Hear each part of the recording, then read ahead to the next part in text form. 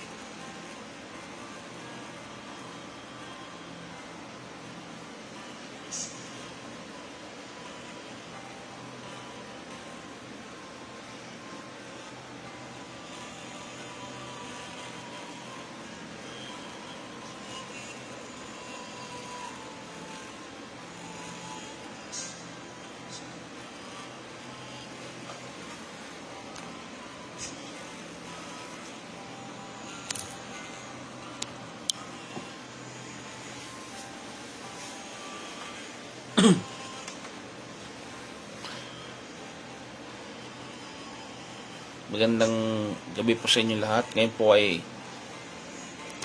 Good Friday, Holy Week special po natin sa Chapel of Worship Christian Faith Ministry. April 4. Bukas po ay April 4, 2026. Ngayon po ay April 3, 2026, Good Friday. At yung pagnilay-nilayan ang ginawang sakripisyo ng Panginoon ay yung banal na araw na ito na Good Friday.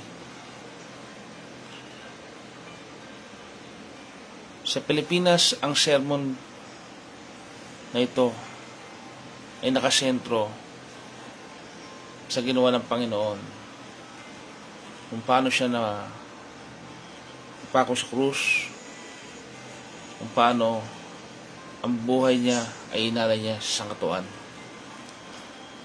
Ito ay nakasentro sa pag-aalala natin sa sakripisyo ni Jesus sa krus, Kalbaryo.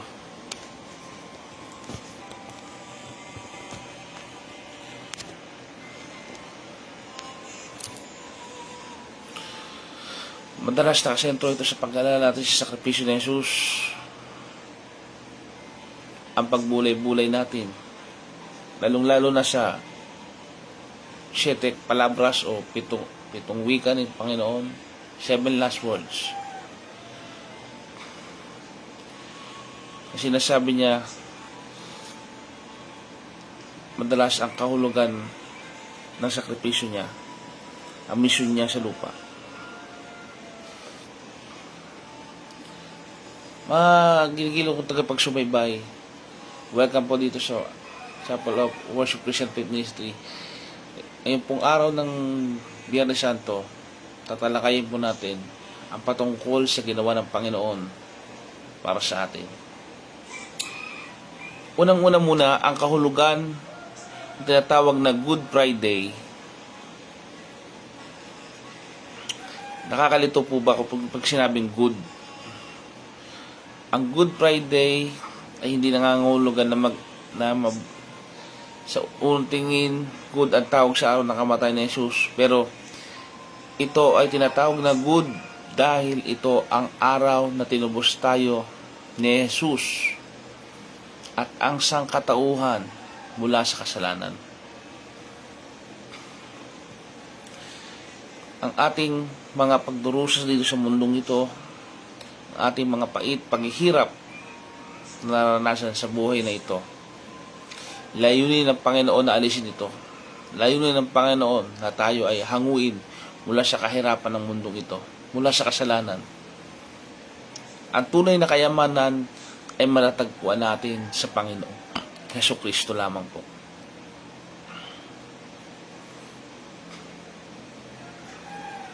Ang unang mga sinasabi niyang wika, Ama, patawarin mo sila sapagkat hindi nila nalalaman ang kanilang ginagawa. Sang-ayon sa Lucas 23, versikulo 34. Ang kapatawaran sa kabila ng sakit, ang kapatawaran sa kabila ng pagsabi sa atin ng masama, pagsabi sa atin ng hindi maganda, mga bagay na hindi matanggap-tanggap ng ating puso't isipan. Ang kapatawaran ang binigay ng Panginoon sa sangkatauhan. Katotohanan ang sinasabi ko sa iyo, ngayon din kakasamahan kita sa paraiso. Makakasama ng Panginoon o kaligtasan na mababasa naman natin sa Lucas 23, versikulo 43. Ang katiyakan ng kaligtasan para sa mga nagsisisi lamang. Sinabi niya sa ikatlong wika niya, babae, narito ang iyong anak. Narito ang iyong ina. 1 Kabanata 19, versikulo 26 hanggang 27. Ang pagmamalasakit sa pamilya at sa simbahan. Diyos ko, bakit mo ako pinabayaan? Sang-ayon sa Mateo 27 hanggang 46. Ang tindi at gaano kabigat ang pasan ng Panginoon, pinasan niya ang kasalanan ng buong sanglibutan. Mabigat po ang pagkakasala natin mga tao. Isang tao pa nga lang po, napakarami na nagagawa ng kasalanan. Ganun pa kaya kung pasanin ng Panginoon ang kasalanan ng sanlibutan. May winika rin ng Panginoon, nauuhaw ako, na sinasabi ng Juan, Kabanata 19, versikulo 28.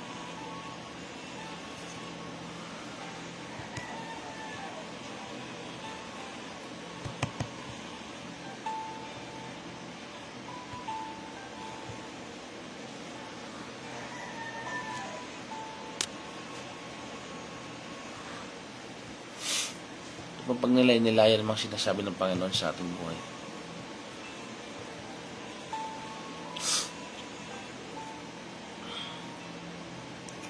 Ating isipin ang mga sinabi niyang mga salita.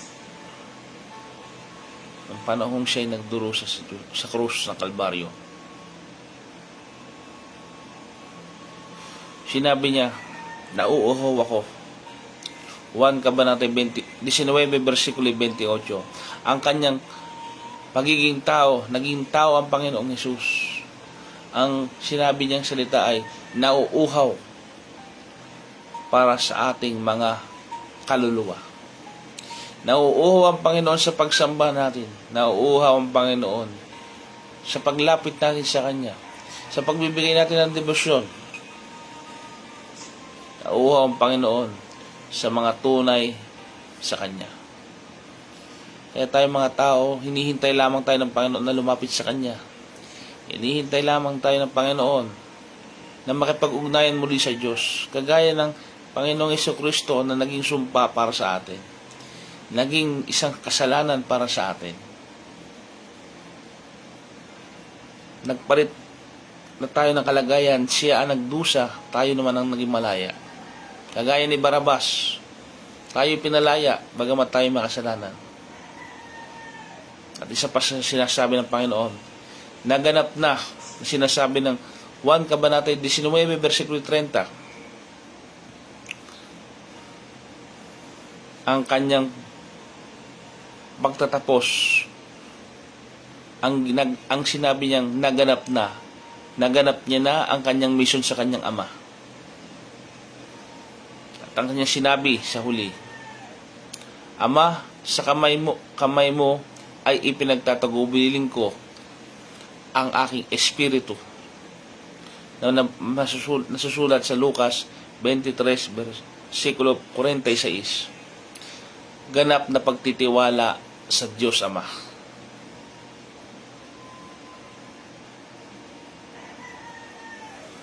Bagamat ito po ay introduction lamang po, tayo po ay magpasimula sa pananalangin. Tayo po ay manalangin. Aming Ama na nasa langit, pinupuri ka po namin. Pinasasalamatan ka po namin. Lubusin niyo pong ganapin ang kalooban niyo dito sa lupa. Patuloy naming inaalala ang ginawa ng sakripisyo ng inyong anak na si Kristo.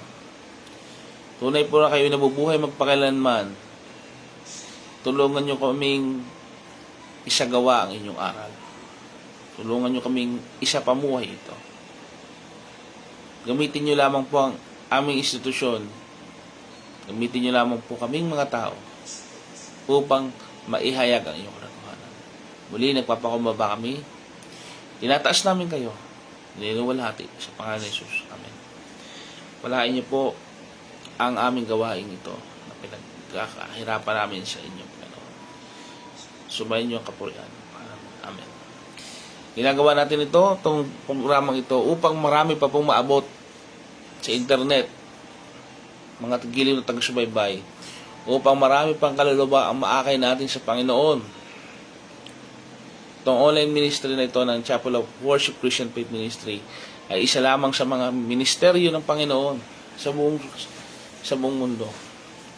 Isa lamang po ito. Ako po ay nagpapagamit lamang sa Panginoon. Nawa po ay ang Panginoong Diyos ay nalulugod sa aming mga buhay na nagpapagamit sa Kanya. Tayo po ay magpatuloy ngayong Biyernes Santo Hindi natapos ang kwento ng Panginoon doon sa krus. Siya nagpatuloy. Siya, hanggang ngayon, kinakausap namin siya. Hanggang ngayon, nararanasan namin siya. Siya'y buhay sa aming mga buhay. Siya'y buhay kasama namin siya. Ang Biyernes Santo, mga kinikilig kong taga-subaybay, ito ay ang pagpepera sa tradisyon ng mga Kristiyano. Hindi sapat ang Panginoon ay napako, hindi sapat na siya ay namatay. Naganap niya ang kanyang misyon at siya ay muling nabuhay, kagaya ng sa darating na linggo o linggo ng pagkabuhay, tinatawag na Easter Sunday ng iba. Muling nabuhay po ang Panginoon. Mga dito sa panahong ito, sa puntong ito, ating pinagdinilay-nilayan ang nangyari sa Kanya. Ang kamatayan ay hindi ang huling salita lamang. Hindi lang basta ito simbolo. Ito ay simbolo, hindi iningid sa atin na ito ay pagtatagumpay mula sa kaaway. Hindi ito isang uri ng pagiging natalo. Kung namatay ang Panginoon, natalo siya. Hindi po. Ito po ay kabaligtaran. Ito po ay katagumpayan po ng kanyang misyon. Naganap niya na ang misyon niyang pag-aalay sa kanya. Ang unang wika, dahil dito ang pundasyon ng lahat ng ginawa ng Panginoong Jesucristo, mananasaad sa unang wika. Sabi niya, Ama, patawarin mo sila sapagkat hindi nila nalalaman ang kanilang ginagawa. Lucas 23, kabanatay 34. Pati po mo sa akin.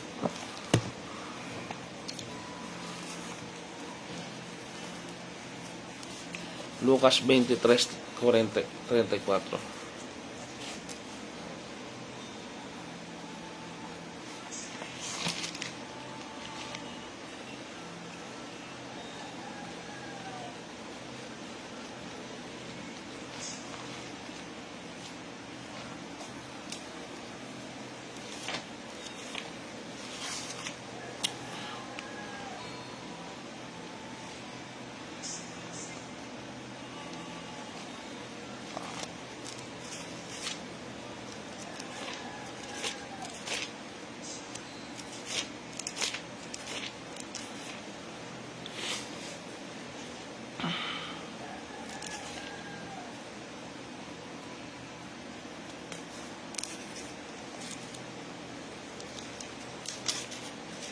At sinabi ni Jesus, Ama, patawarin mo sila sapagkat hindi nila nalalaman ang kanilang ginagawa at sa pagbabahagi nila ng kanilang mga suot ay kanilang pinagsapalaran.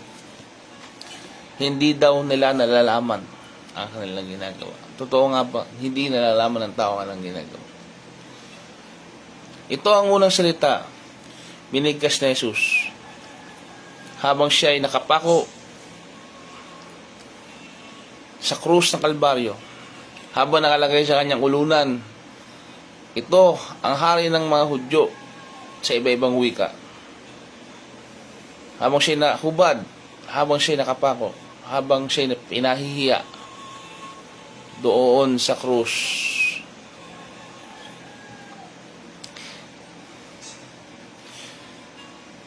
Nakakaranas ba tayo ng pang-iinsulto? Nakakaranas ba tayo ng panliliit sa atin? Nakakaranas ba tayo ng hapdi sa ating puso? Ito na ang tinuturo ng Panginoon sa atin. Ito na ang sagot. Hindi tayo nag-iisa. Dinanas din ng Diyos ang karanasan ng tao na maghirap dito kasama sa lupa. Tayo naghihirap dito sa lupang ito. Tayo nakakaranas ng pagkapahiya. Tayo nakakaranas ng sakit. Tayo nakakaranas ng pang-iinsulto mula din sa ating kapwa-tao. So, balit, ang Panginoon ay tinuldukan ito. Nakita nyo na tinanggap niya, binata niya lahat ng hirap na iyon. Siya'y namatay para sa atin. Narito ang tatlong mahalagang bagay na makikita natin. Ang kapatawaran ay desisyon, hindi damdamin, at sa gitna ng paghihirap ay naramdaman ni Jesus. Nagpatawad siya. Hindi siya nakaranas ng comfort or ginhawa sa krus. Hindi siya nakaranas ng. Pinili niyang magbigay ng compassion at pagpapatawad. Ipinakita ito ang tunay na pagpapatawad. Hindi naghihintay na mawala ang sakit. Ito ay isang desisyon na palayain ang taong nagkasala sa atin dahil iyon ang kalooban ng Diyos, magpatawad. Ang kamangmangan ng tao, ignorance. Sabi ni Jesus, hindi nila nalalaman ang kanilang ginagawa. Hindi nito ibig sabihin na walang kasalanan ang nagpapako sa Kanya. Ibig sabihin nito, hindi nila lubos na nauunawaan ang bigat at epekto ng kanilang kasalanan sa harap ng isang banal na Diyos. Hindi pa nila malaman ang impyerno. Hindi pa nila alam ang sasapitin ng mga napapahamak. Hindi pa nila alam ang dadanasin ng taong mapupunta sa walang hanggang kapahamakan. Kaya niya nasabing, Ama, patawarin mo sila sapagkat di nila, pangkalahatan po, pagpapatawad ng Panginoon Diyos. Kung tatanggapin natin ang ginawa niya, kung ating bibigyang halaga at tatanggapin ang ginawa ni Jesus sa krus, yun po kasi ang kabayaran sa ating mga kasalanan kung tayo sasampalataya sa Kanyang ginawa para sa atin. Minsan tayo kasi minamalit natin, konting kasalanan lang yan, konting kamalian lang yan.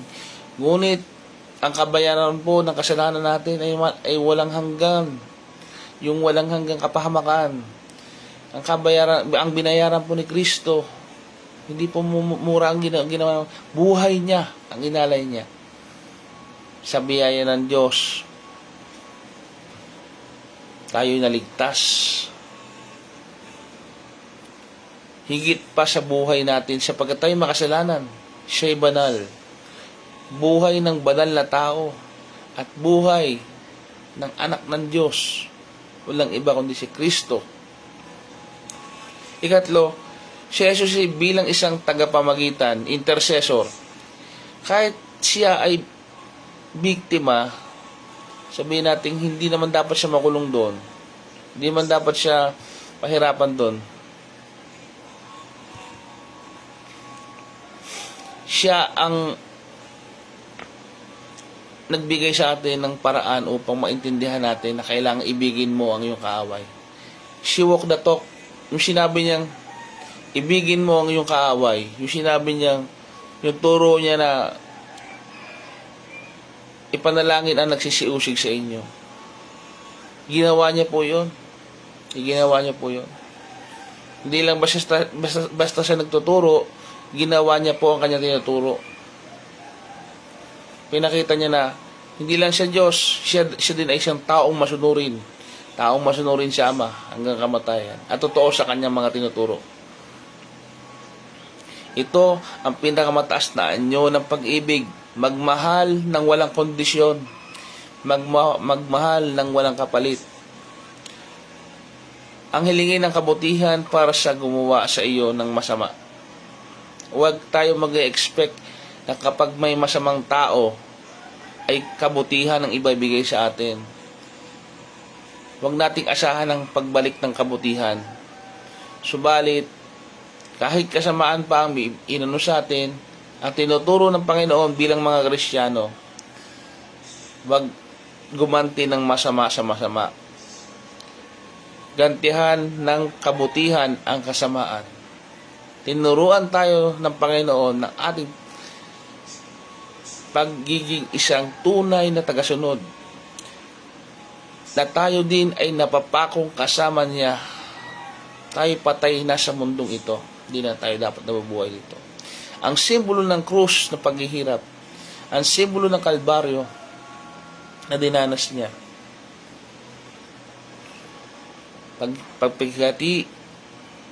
pagpapatawad at pagkakasundo.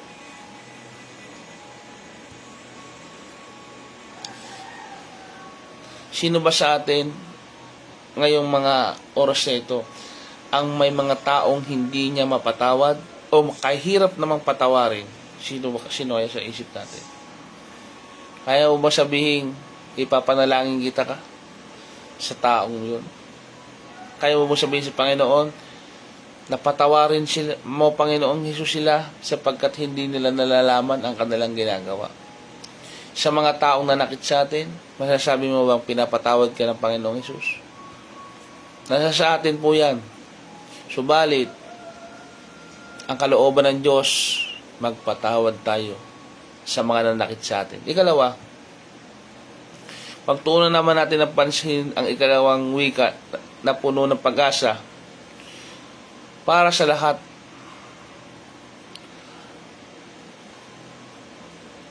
Katotohanan ang sinasabi ko sa iyo, ngayon din ay kakasamahin kita sa paraiso. Mababasa natin sa Lucas 23:43. Ito ang sagot ni Jesus sa isa sa dalawang magnanakaw na nakapako sa tabi niya.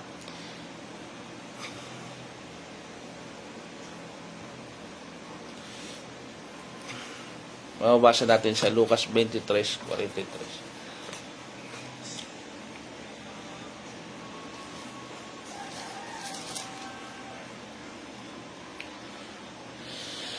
At katotohanan ang sinabi niya sa kanya, katotohanan ang sinasabi ko sa iyo ngayon ay kakasamahin kita sa paraiso. Ito ang sagot ni Jesus sa isa sa mga dalawang magnanakaw na nakapako. Una nating makikita dito sa ikalawang wika ng Panginoon, ang kapangyarihan ng pagsisisi, repentance. Ang magnanakaw ay umamin sa kanyang kasalanan. Di ba nagalit po tayo sa ganyang uri ng tao, magnanakaw. Pero siya, may kasabihan pa nga tayo, walang umaaming kriminal o walang umaaming magnanakaw. Pero sa mga oras na ito, katabi niya ang Panginoon. Ang magnanakaw na ito ay umamin sa kanyang kasalanan. Sabi niya, sa kanyang kasama o yung kasama niyang ipinako din sa krus, nakatabi din ng Panginoon, nararapat lamang na tayo'y parusahan, ngunit ang taong ito'y walang ginawang masama. Ipinakita nito na ang unang hakbang patungo sa Diyos ay ang pag-amin na tayo ay nagkukulang, tayo'y nagkakamali at tayo'y nagkakasala. Hindi kailangan maging perpekto tayo bilang tao bago pa lumapit sa Panginoon. Kailangan banal, kailangan perpekto bago lumapit sa simbahan sa Diyos, bago maging tumawag manalangin. Lahat naman tayo nagkasala. Sino bang hindi makasalanan? Kailan lang natin ay maging tapat? Anong requirements? Kailangan po nating maging tapat, umamin sa ating mga kasalanan. Dahil lahat naman tayo nagkakasala. Sino perpekto? Sino ka para husgahan mo yung kapatid? Sino ka para husgahan mo yung kapwa-tao na makasalanan? Lahat naman tayo nagkakasala. Kagaya ng magnanakaw sa krus, aminin natin, maging tapat tayo sa Kanya. Ikalawa, ang biyaya ay hindi pinaghihirapan. Tandaan natin ito. Ginawa na ng Panginoon ang sakripisyo. Ito yung by grace through faith. Kaligtasan sa pamagitan ng habag. Biyaya. Ito po ang sinasabing biyaya ng Panginoon laban sa gawa, mga gawa. Hindi po sa pamamagitan ng mga gawa natin, kabanalan natin, o sarili nating gawa, kabutihan natin, ang kaligtasan. Ang mabubuting gawa po ay bunga lamang ng totoong kaligtasan. Dahil nahabag ang Diyos, kaligtas po tayo. tinanggap natin ang kanyang regalo, kaligtasan, naligtas po tayo. Biyaya ng Diyos ito, hindi para ipagmalaki, hindi para ipagbunyi na tayo ang gumawa sa sarili natin. Merong gumawa para sa atin at siya ang dapat nating itaas at iparangal sapagkat siya ang karapat-dapat, ang Panginoong Jesucristo. Ang magnanakaw na ito ay wala ng panahon, wala ng oras. Tandaan natin hindi na siya para magpabautismo pa. Wala na siya pagkakataon. Hindi na siya para magsimba pa. Hindi na siya para mag-memorize pa ng Bible o pumasok sa theological school o gawin pa ang anumang sinasabi ng mundo o ng simbahan na gagawin niya upang siya maligtas.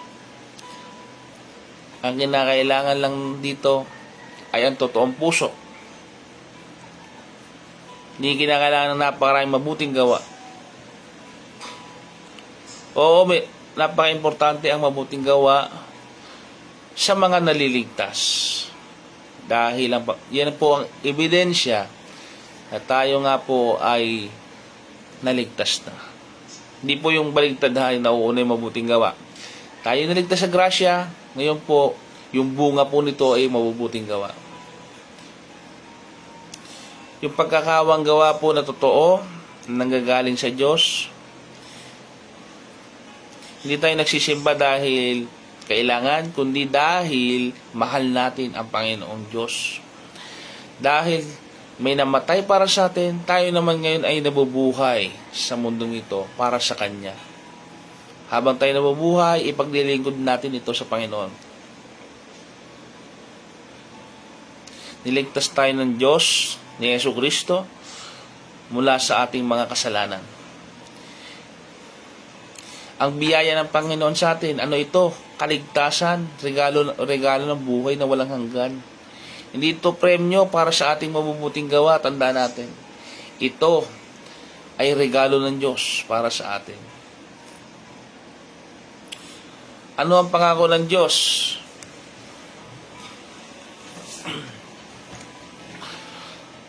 Anong assurance natin? Hindi sinabi ni Jesus na balang araw o pagkatapos na mahabang pagdilinis na. Sabi niya, ngayon din, ipinapakita nito ang katiyakan ng buhay na walang hanggan. Hindi niya sinabi na, ikaw, magpakabait ka at ikaw Hindi po ganon. Siya na po ang nag-ako ng siya po ang dahilan kung bakit tayo nakakatawag sa Ama na Ama. Dahil tayo pinabanal. Bagamat tayo mga kasalanan, pinabanal. Binayaran niya po ang ating kasalanan. Walang hanggan po yun. Mananalig lamang po tayo sa Kanya. Yun po ang Ebanghelyo, John chapter 3 verse 16. For God so loved the world that He gave His only begotten Son, that whosoever believes in Him shall not perish, but have an everlasting life.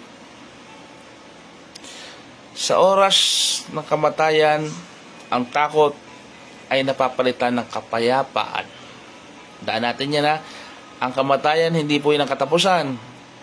Tapos ito ay ang susunod na buhay. Tayo pinamatayan ng mga mahal natin sa buhay. Alam po natin yan, mga nauna sa atin. Habang tayo mga nabubuhay, alam natin na ang buhay na ito ay dito. Ngunit sa araw ng kamatayan, hindi natin malalaman ang mga susunod na pangyayari. Habang may panahon, habang may pagkakataon, maging sigurado na kayo. Tanggapin nyo ang kaligtasan ni Kristo. Aralin nyo ang sinasabi ng John chapter 3 verse 16 na sinasabing, sino man sa kanya sumasambalataya ay magkakaroon ng buhay na walang hanggan.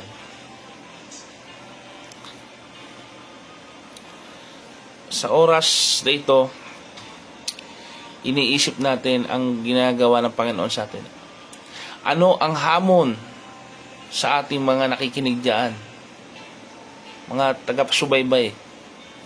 Gaano man kalaki ang iyong nakaraang kasalanan, mahal ka ng Diyos. Humingi ka ng tulong, humingi ka ng saklolo sa Kanya. Kapag matindi ang kasalanan. Hindi mo kaya magpakabanal, hindi mo kaya magpakabuti. Hindi mo kayang tulungan ng iyong sarili. Ang Diyos lamang, sa biyaya ng Diyos kung paano tayo maliligtas. Naniniwala ba tayo na sapat na ang sakripisyo ni Kristo? Sapat na po iyon. Sapagkat yun ang kaluguran ng Ama na isang perpektong alay para sa atin. Upang makasama natin siya sa tinatawag na niyang paraiso o kaharian. Tuloy po natin sa ikatlong wika na nagpapakita ng malasakit ni Jesus sa kanyang pamilya at sa ating lahat sa gitna ng kanyang sariling paghirap. Tanya, sa ikatlong wika, nagmamalasakit pa rin ang Panginoon. Mamamatay na lang ang Panginoon. Naghihirap na lang ang Panginoon. Nagmalasakit pa rin siya sa kanyang pamilya, sa kanyang mga disipulo. Nagmalasakit siya kay Maria, nagmalasakit kay Juan. Sinabi niya sa ikatlong wika, na mababasa natin sa Juan Kabanata 19, versikulo 26 hanggang 27. Sabi niya, o wika niya, babae, narito ang iyong anak. Narito ang iyong ina. Sinabi niya, babae, narito ang iyong anak. Narito ang iyong ina. Inahabilin niya kay Apostol Juan ang anyang inang si Maria.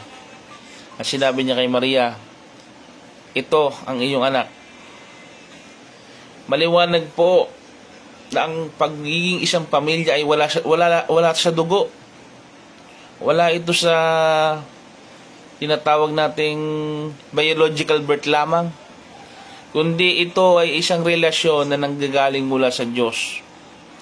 Kaya tayo sa kapatid ng Kristiyano bilang magkakapatid, higit pa tayo sa magkakapatid na nasa laman. Higit pa tayo sa dugo na nanalaitay na pinanganak tayo sa isang magulang. Dahil ang kalooban ng Diyos ay babalik tayo sa original nating anyo, kung saan tayo tatanggapin dapat doon sa langit. Tayo mabubuhay magpakailanman. Isang bagong tahanan, isang pamilyang kalooban ng Diyos. Subalit, bilang isang tao, hinahangad din natin ang ating mga pamilya ay makapabilang sa pamilya ng Diyos, kung saan maliligtas ang mga taong tumanggap kay Jesucristo. Nakita ni Jesus ang kanyang ina na si Maria at ang alagad niyang si Juan. Si Juan na alagad na minamahal niya, yun ang lagi nakahilig sa kanya, na nakatayo sa paanan ng krus. Nasa krus ang Panginoon nung sinasabi niya mga bagay yon. Narito ang tatlong mahalagang puntos na makikita natin. Ang pagmamalasakit sa pamilya, o sa Griego, filial love. Kahit si Jesus ay nag-aagaw buhay at nakaranas ng matinding physical trauma na sa krus na yan, hindi niya kinalimutan ang kanyang tungkulin bilang isang anak sa kanyang ina, sa kanyang pamilya. Pinagkatiwala niya ang kanyang ina sa pangangalaga ni Juan. Anong aral na makikita natin dito? Tinuruan tayo ni Jesus na ang ating pananampalataya ay hindi dapat maging dahilan upang kalimutan ang ating responsibilidad sa lipunan natin, sa ating pamilya, sa ating mga magulang. Huwag nating i-excuse ang pananampalataya natin dahil nananampalataya natin, pababayaan natin yung pamilya. Hindi po. Ang paglilingkod sa Diyos ay ang pasimula ng totoong pag-ibig sa lahat. Higit nating iibigin ang Diyos higit sa lahat. Subalit, pasimula ito upang tunay nating mamahal ang ating pamilya. Ang ating asawa at anak, ang ating ina, magulang. Kung iniibig mo ang Diyos, maiibig mo na rin na tunay ang iyong pamilya. Kung ang hindi nakikita ang Diyos ay naiibig mo, maiibig mo na rin ang mga nakikita mong tao sa iyong paligid. Ang paglilingkod natin sa kapwa ay paglilingkod natin sa Diyos. nagsisimula sa panloob na pag-ibig. Nagsisimula hanggang lumabas ito sa atin. Ang liwanag na sa loob ay lumaliwanag sa labas. Nagsisimula ang pag-ibig. Unang-una sa ating sarili, sa ating tahanan. Makikita ng lahat ang pag-ibig na nanggagaling sa Diyos. Ito ang bukal na tinuturo sa ating Panginoon. Ibigin mo ang Panginoon mong Diyos ang buo mong puso, buo mong lakas, buo mong kaluluwa. At ito naman ang pangalawa. Ibigin mo ang iyong kapwa gaya ng iyong sarili. Ang pagbuo ng pamilya ng Diyos ay kinakailangan ng mga pamilyang Kristiyano para makabuo ka ng isang iglesia o samahang church na tinatag ng Panginoon 5 taon. Kinakailangan sa sarili, ikaw ay maging tunay na Kristiyano at samahan ka ng mga Kristiyano, maging pamilya. Iyong sambahayan o pamilya ay maging mga Kristiyano upang matatag ang isang lipunan, isang bansang naniniwala sa Diyos. Tinatag ni Jesus ang eklesia ng kanyang simbahan hindi upang maging isang imperyo ng kaharian sa lupa. Itinatag niya ito upang magkaroon ng pamilya ng Diyos, upang magkaroon ng damayan, upang magkaroon ng malasakitan. Hindi tayo pinabayaan ng Diyos na mag-isa lamang dito sa nagmimisyon. Tinawag niya tayo may kasama. Yan ang pamilya ng Diyos. Yan ang church. Kaya isang bagong uri na ugnayan, hindi lamang nababase sa dugo o kamag-anak. Hindi lamang po yan. Kundi nababase sa pananampalataya. Kaya kung nabibigo tayo sa pamilya, saan man tayo nabibilang na pamilya, may pag-asa pa po na sila ay ma-restore. Manatili lang tayo sa pananampalataya natin. Magtapat lamang po tayo. At ang kapangyarihan ng kasalanan ay mapapawi yan kung tayo magtatapat lamang sa pananampalataya yang meron tayo. Si Maria at si Juan ay naging mag-ina, bagamat hindi sila magkadugo, dahil sa kaniyang pagkakaisa kay Kristo. Kaya nga po tayo sa kapatid ng Kristiyano, ang tawag natin sa matandang babae sa atin, nanay. Ang tawag natin sa matandang lalaki, tatay. Sa kapatid ng mga kapatid, brother, sisters, yan ang tawag natin. Sapagkat tayo isang pamilya. Ang simbahan o komunidad ng pananampalataya, sila po ang ating pamilya. Sa oras ng hirap at ginhawa, kasama natin sila. Tayo dapat ang aalalay sa mga hindi pa sumasampalatayang kamag-anak natin. Ipakita natin sa kanila ang halimbawa. Ipakita natin sa kanila na tayo man ay nagmamahal sa kanila.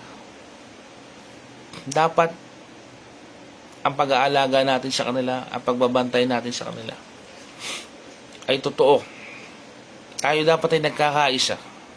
Huwag tayong kagaya sa mga hindi pa sumasampalatayang nag-aaway-away. Kailangan magkaisa ang bawat mananampalatayang Kristiyano.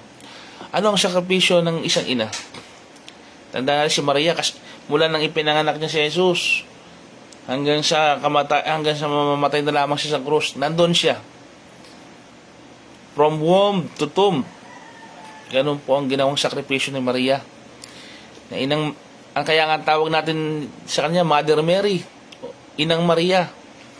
Sapagkat kagaya ni Juan, ibinigay niya, hinabilin niya ito. Siya magiging ina. At siya naman ang magiging anak. Tayo anak ni Maria sa espiritual. Siya naman ang ating ina sa pananampalataya. Bilang example po yung pinakita na lang ng mga saints na yan, sila Mary at si John, gagayahin din po natin sila bilang sila ay mga nauna sa atin.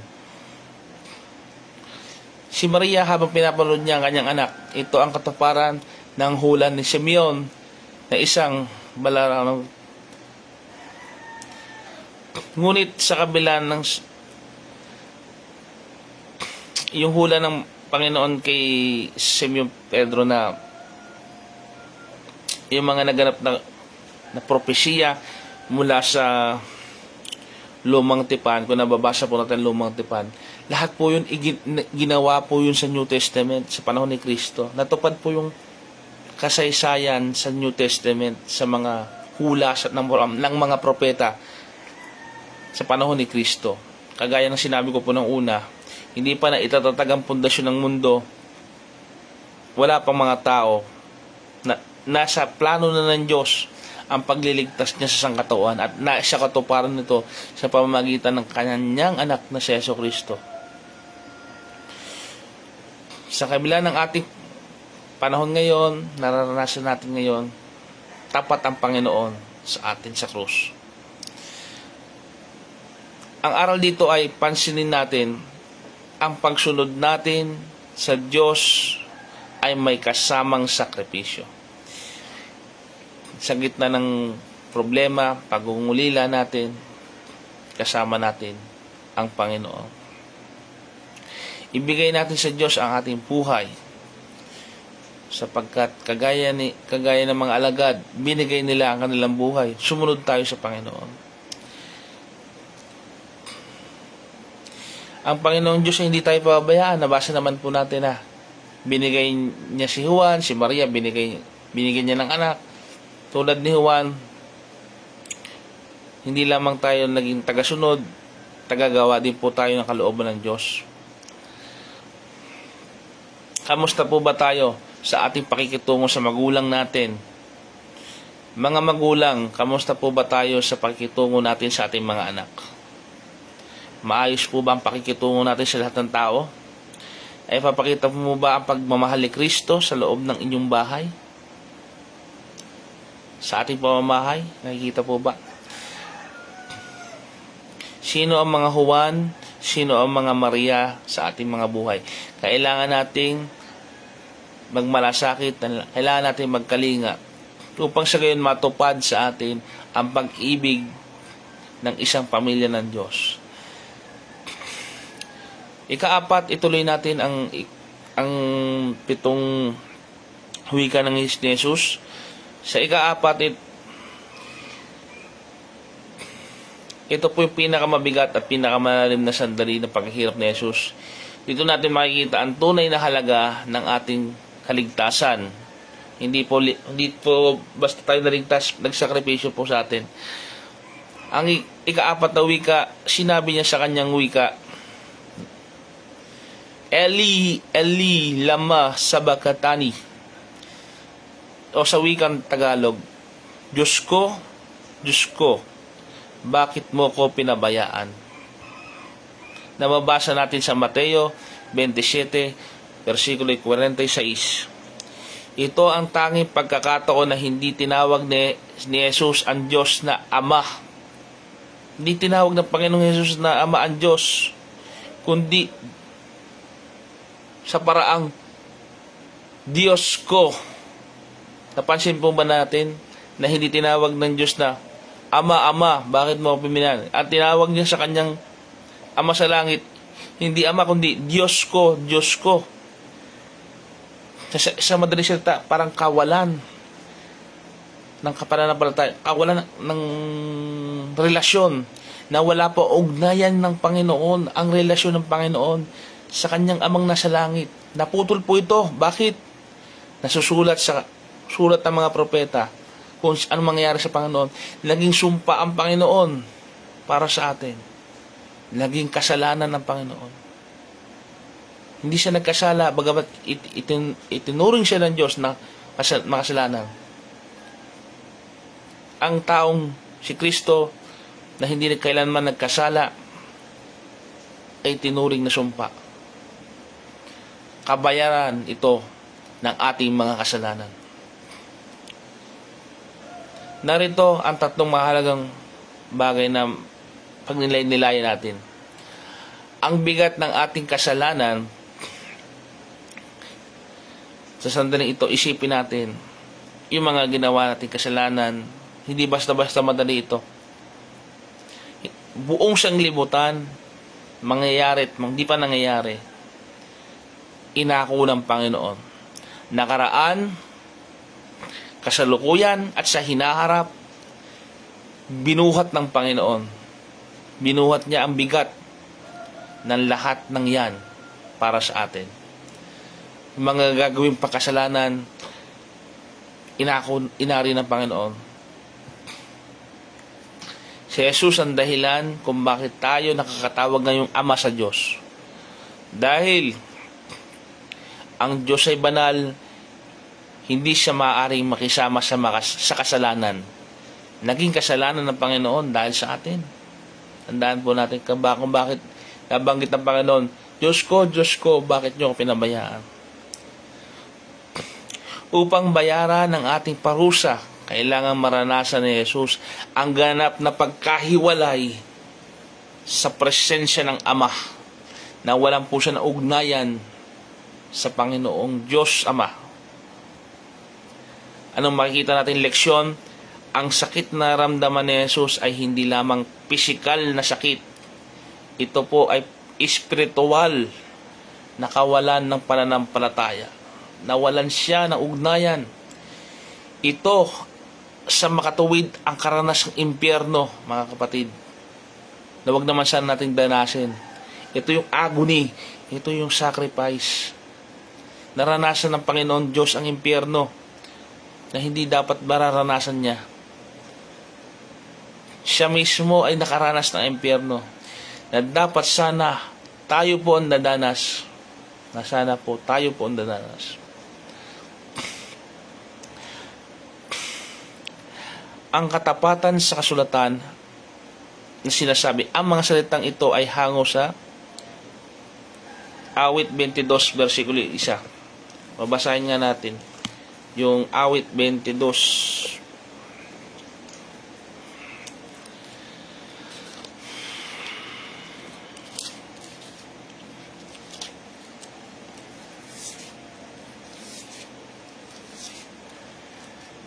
Verse 1.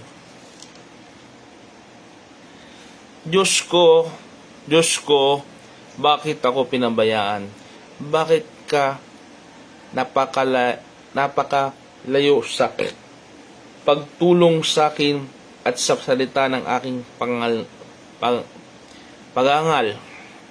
Nasusulat na po pala ito sa Old Testament. Sa Old Testament pa lang nasusulat na. Diyos ko, bakit mo ako pinabayaan? Bakit napakalayo ng pagtulong mo sa akin at sa mga salita ng aking yan po yung sinasabi ko sa inyo na sa lumang tipan pa lang, 1,000 taon na nakakaraan, ay ginanap ng Panginoon ang mangyayari sa Kanya. Sa gitna ng Kanyang matinding pagdurusa, inaalala ni Jesus na ang lahat ng nangyayari ay ayon pa rin sa plano ng Diyos. Kahit sa pagaramdam ng pag-iisa, na natili siyang tapat sa kanyang misyon. Pag nilay-nilayan natin, minsan sa ating buhay, pakiramdam natin ay iniiwan tayo ng Diyos. Akala natin walang Diyos. Ngunit tandaan natin, naranasan natin ang buhay na ito ay pagsubok lamang. Ito'y daraan lamang tayo sa buhay na ito. Si Jesus, naranasan niya ang buhay na ito. Hindi tayo nag-iisa. Naranasan niyang iwan ng ibang tao, naranasan niyang ipahi. Naranasan niya po lahat yan, yung malulungkot na problema ng tao. Naranasan niyang iwan upang kailanman ay hindi tayo iwan ng Diyos Ama. Naranasan niya po yun. Ang pag-ibig na nagpabaya para sa yun yung sinatawag na kapalit, in exchange. Pinabayaan ng Ama ang anak sa krus upang hindi niya tayo kailanman pabayaan sa ating kasalanan. Tandaan niyo yan, ha. Panandalian ito, pero kinakailangan mangyari. Ang paghiwalay ng Panginoon sa Ama. Yung sinasabi ng Panginoon sa panalangin na kung maaari, Ama, wag sanang ano yun yung kopa na paghihirap. Yun yung sinasabi yung kopa ng paghihirap. Yung sa Gethsemane, sa Garden of Gethsemane na ayaw na maranasan ng Panginoon. Subalit, kung ang kalooban daw ng Ama, ang kalooban ang mangyari nawa, ang sabi ng Panginoon. Ito po ang pinakamataas na patunay na ang Panginoong Yesus ang pinili. Siya ang anak ng Diyos. Na magkasama tayo niya sa walang hanggang buhay, kailangan natin natanggapin itong aral na ito. Yung ginawa ng Panginoong Yesus para sa sangkatauhan.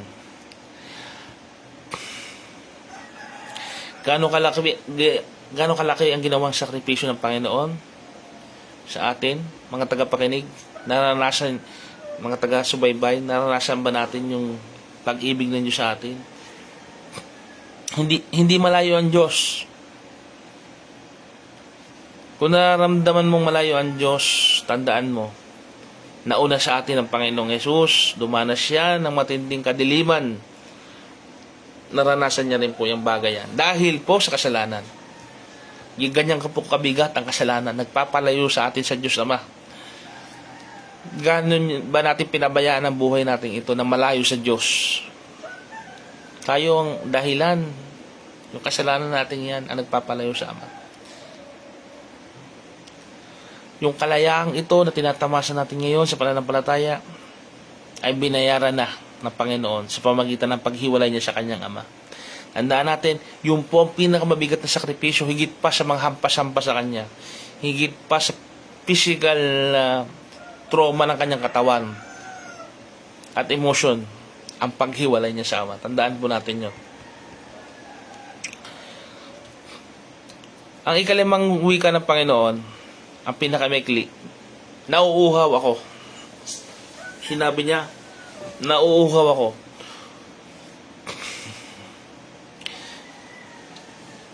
Ano bang may mga tanong po ba tayo dyan sa mga tagapakinig ba niya sinabi ito? Ituloy natin. Bagamat pinakamaikli ito, nagpapakita ito ng tunay na pagkatao, ang kanyang mas malalim na hangarin para sa atin. Sinabi niya sa Juan, Kabanata 19, versikulo 28, nauuhaw ako. Sa sandaling ito, pagtapos ng ilang oras, nagpagpapako at pagkawala ng maraming dugo, binigkas ni Jesus ang kanyang pisikal na pangangailangan. Narito ang makikita natin. Una, ang ganap na pagkatao ni Jesus, true humanity. Ipinapaalala nito sa atin na si Jesus ay hindi lamang Diyos, siya rin ay tunay na tao. Naramdaman niya ang gutom, pagod, at matinding uhaw. Bilang tao, naranasan po ba natin yan, yung mga bagay na yan? Makikita natin dito, dahil naging tao siya, nauunawaan na niya ang lahat ng ating kahinaan, ating pisikal na pangangailangan, at paghihirap. Hindi tayo nanalangin sa isang Diyos na malayo sa atin. Hindi tayo nanalangin sa isang Diyos na hindi alam kung anong nararamdaman natin. Nanalangin tayo sa isang Diyos na alam ang ating kahinaan. Alam ng Diyos ang ating buhay na ito na punong-puno ng hirap. Ang sakit na naranasan ni Jesus, alam ng Diyos dahil sa Panginoong Hesukristo. Ang uhaw para sa kaluluwa. Pangalawang puntos na ating pagnilinayan, uhaw ang Panginoon sa atin. Spiritual thirst. Sinabi ng mga santo at teologo na ang uhaw ni Jesus ay hindi lamang tubig. Mga ginigilo kong taga-subaybay, hindi lamang daw po tubig. Sabi ng mga nag-aaral ng teolohiya, mga nag-aaral ng mga pantas na nag-aaral yan, ay hindi lamang tubig o suka na uhaw siya para sa iyong pag-ibig at para sa pagbabalik loob ng isang makasalanan. Tayong lahat, kung magbabalik loob ng makasalanan, diyan po siya nauuhaw. Uhaw ang Diyos na makapiling ka. Taga-subaybay, minamahal ka ng Diyos. Hinihintay ka lamang niya na ikaw ay manatili sa Kanya at talagang kasama niya. Ang tanong natin, nauuhaw din ba tayo sa Kanya? O mas nauuhaw tayo sa mga bagay ng mundong ito? na hindi naman ganun kahalaga talaga. Nagpapakabusog ka ba sa pagkain o sa kaluluwa? Na kailangan natin ng espiritual na pangangailangan ng Panginoong Hesus. Ang pagpapakumbaba ng manlilikha, ang siyang lumikha ng mga karagatan at nagbibigay tubig na buhay, ng buhay. Sa babaeng Samaritana ay siyang, napansin natin kung naalala natin yung babaeng Samaritana, na siya ang nagbibigay ng tubig na nagbibigay ng buhay. Yung nakausap niya ito sa balon ni Jacob. Kung nalalaman mo lamang na siya ang nagbibigay ng tubig na nagbibigay buhay, bumabalon sa walang hanggan. Siya ay sasabihin na ang babaeng ito dapat ay magmakaawa pa. Kagaya pa tayo nito. Nagsabi ang Panginoon, nanghihingi siya ng tubig. Sasabihin na, ikay Samaritana, ikay Hudyo. Wala na pong lahi, wala na pong boundary ang pananampalataya natin. Kundi, sasambahin mo ngayon ang Espiritu, ang Diyos sa Espiritu at katotohanan. Nauuhaw ang Diyos sa pagsamba. Sa totoong pagsamba ng tunay na lumalapit sa Kanya. Sapagkat ang Panginoon sa kalagayan niya ay naging tao, nagkatawang tao.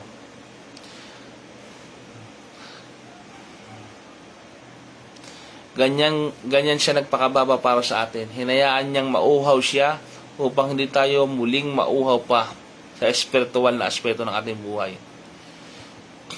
Ito ang hamon sa atin. Ano ang iyong uhaw sa buhay ngayon? Hinahanap mo ba ang sagot sa mga material na bagay o sa tubig ng buhay na kay Kristo? Handa ka bang pawiin ang uhaw na ito? Si Jesus ang daan, siya ang katotohanan, siya ang buhay. Walang makaparoon sa Ama kung hindi sa pamamagitan niya. Pinadala niya ang kanyang nag-iisang anak upang tayo lahat ay maligtas. O pinipili natin yung iniisip ng ibang tao, o pinipili natin ang layaw sa mundong ito. Ituloy natin sa ika-6 na wika ng Panginoon.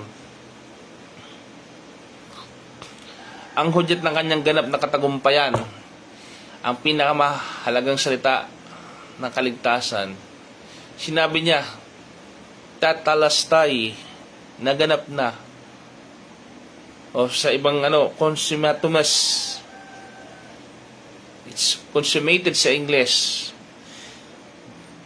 Juan Kabanata 19, versikulo 30. Sa wikang Grego, ito ay salitang telastai. Ito ay hindi sigaw ng pagkatalo, kundi isang sigaw ng tagumpay. Narito ang mga bagay na ating pag-nilay-nilayan. Bayad na ang utang mo. Fully paid. Binayaran ng Panginoon. At dapat na tayo ang magbabayad. Noong unang panahon, ang salitang tetelestai ay sinulat sa mga resibo kapag ang isang utang ay lubos nang nabayaran. Ang ating utang na kasalanan ay hindi natin kayang bayaran. Kahit gaano pa tayo kabait, ngunit si Kristo, binayaran ito ng buong buo. Wala ka nang kailangan idagdag sa kaligtasan. Tapos na. Ito ay regalo ng Panginoon para sa atin. Tanggapin na lang natin. Ang misyon, tinatag na misyon niya, ay naganap na. Mission accomplished na. Kumbaga sa gera o sa isang pakikibaka, mission accomplished. Mula nang simula ni Jesus ang kanyang ministeryo, ang kanyang layunin ay ang mamatay para sa atin. Ang sinabi niya, yung mga sinasabi niya ay mga hula ng mga propesiya. Ang mga ginagawa niya ay mga hula ng propesiya mula pa sa lumang tipan. At ang plano ng Ama ay ang magtagumpay siyang maisagawa ang mga ito. Naganap niya na ang mga bagay na ipinagagawa ng kanyang Ama. Tinuturuan tayo ni Jesus na katapatan hanggang sa dulo. Magtatagumpay ka hindi lang ngayon, pero hanggang sa kamatayan. Hanggang sa kamatayan sa krus. Hanggang sa kamatayan, sana tayo nagtatapat, mananatiling Kristiyano hanggang sa huli. Hindi sapat ang yung simula lang, ningas kugo, hindi po. Kailangan magpapatuloy po ang ating pananampalataya. Kailangan tapusin natin ang ating takbuhin na ibinigay ng Diyos para sa atin. Kagaya na sinasabi ni San Pablo, ang pagkawasak ng harang, alala natin yung harang, yung the veil, it's torn, diba? Nawasak po. Nang sabihin niya ito sa tabing ng templo ay nahati sa dalawa. Ibig sabihin, wala nang harang sa pagitan ng tao at ng Diyos. Hindi na natin kailangan ng mga ritual. Tandaan natin, tagapamagitan sa tao, lumapit sa Diyos Ama. Kailangan mo pa ng mga matataas na pari at mga ano. Hindi na po. Sapagkat tayong lahat ay mga naging pari ng Panginoon, tayong mga mananampataya. Tayong lahat ay nakaka-access na sa Panginoon. Hindi sasabihin, ikaw ba'y nag-aral, nagtapos ng teolohiya, ikaw ba'y ganito ka bang ano. Hindi po yun ang ano. Kung nauunawaan mo ang ginawa ng Panginoong Yesus, sapat na po yun. Dahil sinabi niya, naganap na. Mayroon ka ng diskarte sa Panginoon. Ito po yung ugnayan sa Panginoon. Eh, hindi ka pwedeng maliitin ng iba. Maliitin ka dahil hindi ka pinag-aral, hindi ka nag-aral, o ikaw ay walang trabaho, ganyan. Bibigay ng Panginoon lahat yan, subalit kinakailangan mo ng ugnayan. Ang pagmamalaki natin ay si Jesus, na siyang nagbayad ng ating mga kasalanan. Paniniwalaan ba natin ang mga bagay na ito? Kung paniniwalaan mo, mapalad ka sapagkat yan ang regalo ng Panginoon. Si Jesus ay napako sa krus. Kung susubukan mong bayaran ang iyong mga kasalanan sa pamamagitan ng iyong reliyosong paggawa, so anumang bagay na nagkakamali po tayo. Sapagkat hindi kailanman tayo makakapagwagi sa kasalanan. Malibang tayo'y lumapit sa ginawa na ng Panginoon, manampalataya po tayo sa Kanya. Siya ang buhay na walang hanggan. Hindi natin kayang umiwas sa bisyo, hindi natin kayang umiwas sa ating masamang ugali o sa masamang ugali ng iba. Kinakailangan natin ng kapangyarihan ni Jesus mula sa kasalanan.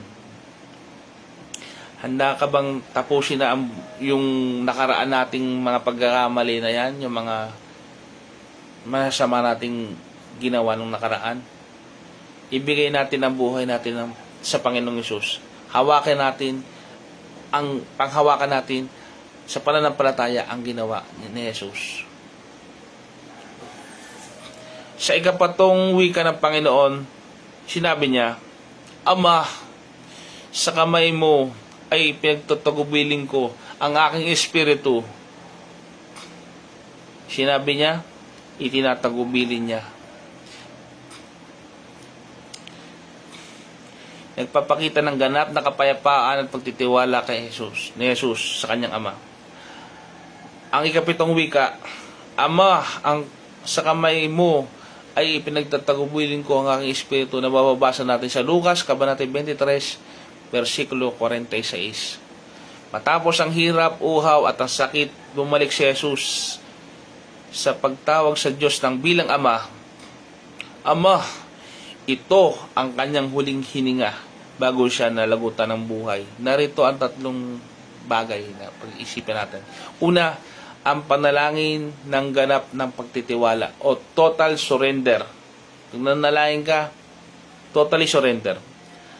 Ang salitang ito ay hango sa awit 31, versikulo 5. Ito ang panalangin tinuturo ng mga Hudyong magulang sa mga kanilang mga anak bago matulog. Ang kanyang huling sandali, ipinakita ni Jesus na siya ay parang isang batang panatag na natulog sa bisig ng kanyang ama.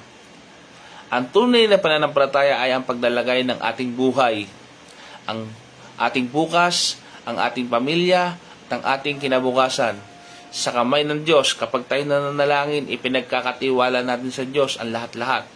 Kahit sa gitna pa ng hindi maganda o kadiliman o hindi kasiguraduhan. Ang kamatayan, ikalawang puntos, ang kamatayan ay hindi katapusan sa ginawa ng Panginoon. na pagsunod sa Ama. Victory over death. Hindi kinuha ng mga Romano ang buhay ni Jesus. Hindi nila kayang kunin yan dahil Diyos nga yan eh. Ibinigay niya ito. Kusang binigay ni Jesus ang kanyang buhay. Sabi niya, ipinagtatagubilin ko. Sabi niya, I commend. Ipinapakita dito na ang kamatayan para sa isang anak ng Diyos ay hindi isang pagkatalo, kundi isang pag-uwi sa piling ng Ama. Umuwi lang ang Panginoon sa Ama. Yun ang nangyari. Hindi siya napatay dahil sa ano. Ibinigay niya ang buhay niya ng kusa. Dahil kay Kristo, hindi na tayo dapat matakot sa kamatayan. Sa mga taong natakot sa kamatayan, isipin natin ang Panginoon. Binigay niya ang buhay niya. Ito ay pintuan lamang patungo sa tunay na buhay. Tandaan natin yan. May buhay pa sa kabila. Tandaan natin yan. Ikatlo, ang ligtas na kamay ng Diyos. Walang mas ligtas na lugar kundi ang sa piling ng Diyos. Sa krus, dapat nating panghawakan ang krus ni Kristo. Napako ang kamay ni Jesus, ngunit ang kanyang espiritu ay malaya at ligtas. Tandaan natin. Dahil sa mga ginawang sakripisyo ng Panginoon, tayo naligtas. Maraming mga bagay na gustong umimpluwensya sa atin. Ano ito? Mga takot, mga bisyo, sanglibutan, mga taong mali. Yan ang mga gustong humawak sa atin. Ngunit, ang pinakamainam dito, ang pagtitiwala natin sa ating lumikha na binigay niya ang nag-iisa niyang anak. Ngayong Biyernes Santo, bigyan natin ng maitim-tim na katahimikan ang buhay na pinagkalob niya. Alalahanin natin ang ginawang sakripisyo ng Panginoon. Ang buhay na ito, ang kamatayan, ay magaganap kung tayo ay sasampalataya sa Panginoon. Binayaran niya na ang ating mga kasalanan. Sabi niya, Ama, ipinagtatagubilin ko. Sinusurrender natin sa Panginoon. Sinusurrender natin sa Panginoon. Lahat ng ating alalahanin kapag tayo tumatawag sa Ama. Mga ginigilo kong tagapagsubaybay, handa ka na bang ipagkatiwala sa Diyos ang buong mong buhay? Handa mo bang iwan ang iyong trono para sa Panginoon? Hahayaan ba natin dumaan tong banal na araw na ito na walang katiyakan? Nakikilala mo na ba ang Panginoong Hesukristo? Kung ano ang krus? Naway nakatulong itong pag-aaral nating Biyernes Santo upang sa maikling pag-uusap na ito ay na-share ko po ang mabuting balita sa inyo.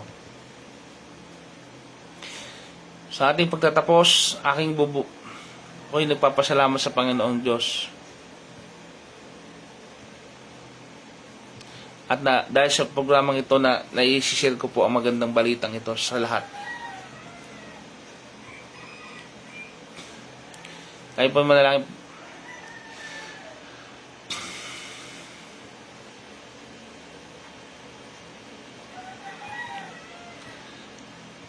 Sana ay nakatulong itong programang ito ng Biyernes Santo. Kung meron man tayong mga katanungan, meron man tayong mga maaari nyo po kung kausapin, mensahe, pwede po.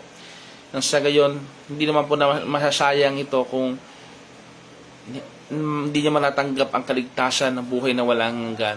Maaari nyo po akong tawagan at maaari nyo po akong kung kayo po ay natouch sa gawain na ito, ay kayo po ay lumapit lamang at nang sa gayon ay maunawaan yung lubos ang kaligtasan. Kayo po ay manalangin. Dakilang Ama na nasa langit, pinupuri ka namin at pinasasalamatan. Pagkakataong ito na napag-aralan namin ang 7 wika ng Panginoon ngayong Biyernes Santo. Tunay nga po, Ama, na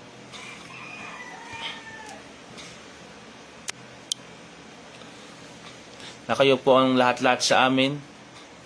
Kayo po ang nagbibigay ng lahat para sa amin.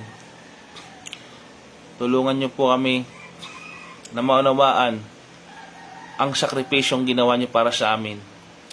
Pinapagnilay-nilayan po namin ang lahat sa inyo sa pananalangin. Nagpapasalamat po kami sa Panginoong Hesus. Maraming pong salamat sa mga oras na ito. Salamat sa Kanya at ginawa niya ang kaligtasan na para sa amin. Ipinaalala mo sa amin sa pag-aaral na ito ang lalim at lawak ng iyong pag-ibig sa pamagitan ng krus. Sa bawat salitang binigkas mo sa gitna ng iyong hirap, nakita namin ang iyong puso. Puso nagpapatawad, puso nagliligtas at puso nagmamalasakit. Patawarin mo po kami sa aming mga pagkukulang.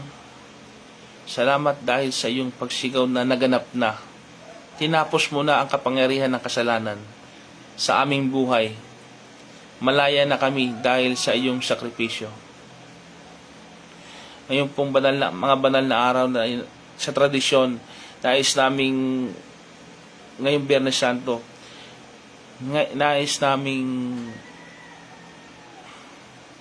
ibigay sa inyong mga kamay ang aming buhay.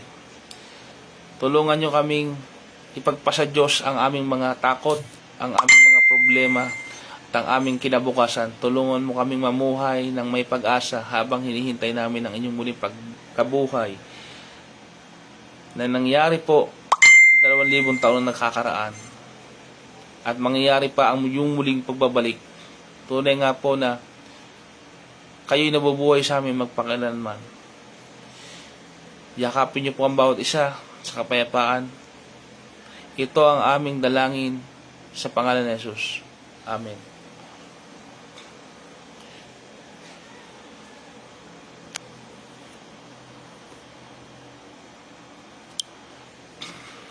Muli po mga taga-subaybay, maraming po salamat sa pagsubaybay at pagpalain po tayo ng Panginoong Hesukristo.